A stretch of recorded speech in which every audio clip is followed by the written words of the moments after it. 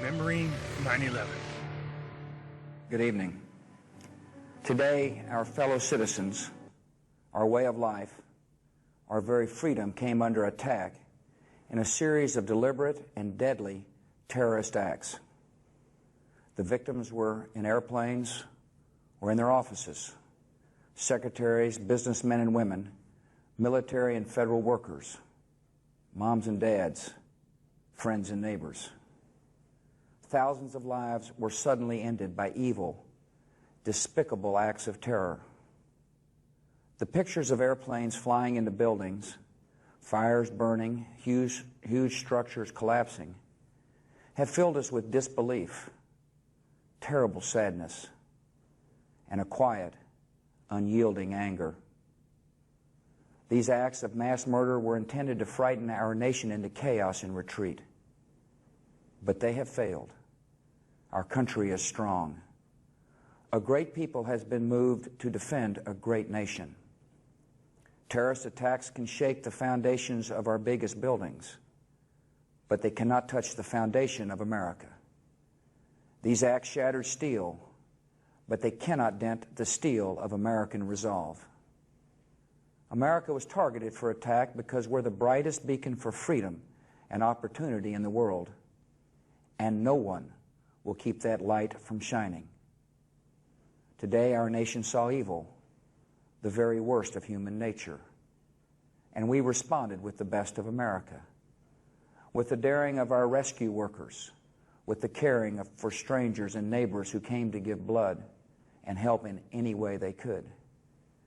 Immediately following the first attack, I implemented our government's emergency response plans. Our military is powerful, and it's prepared. Our emergency teams are working in New York City and Washington, D.C. to help with local rescue efforts.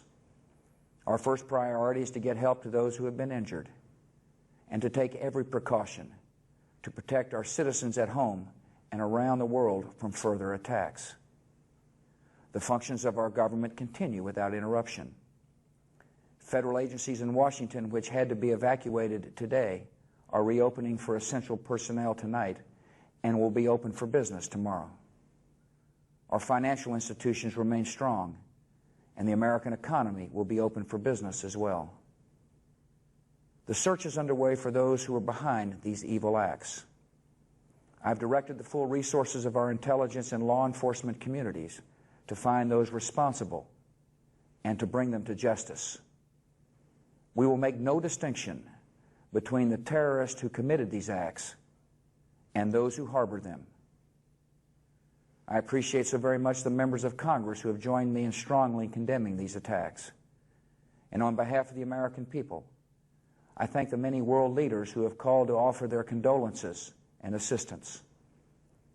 America and our friends and allies join with all those who want peace and security in the world, and we stand together to win the war against terrorism. Tonight I ask for your prayers for all those who grieve, for the children whose worlds have been shattered, for all whose sense of safety and security has been threatened. And I pray they will be comforted by a power greater than any of us, spoken through the ages in Psalm 23.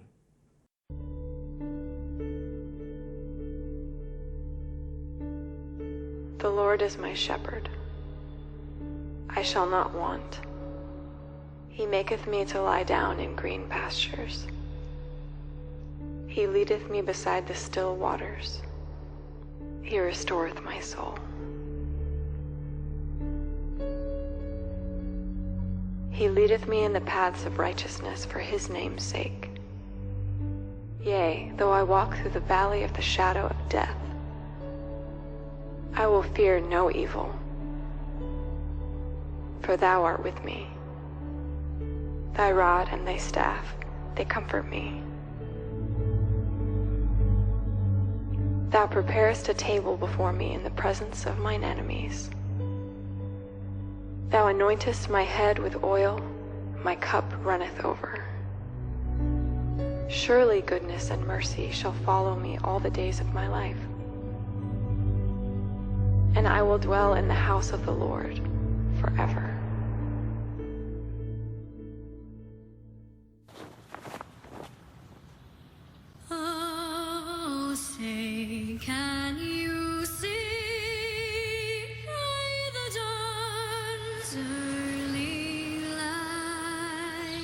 what so proudly we hailed at the twilight's last gleaming, whose broad stripes and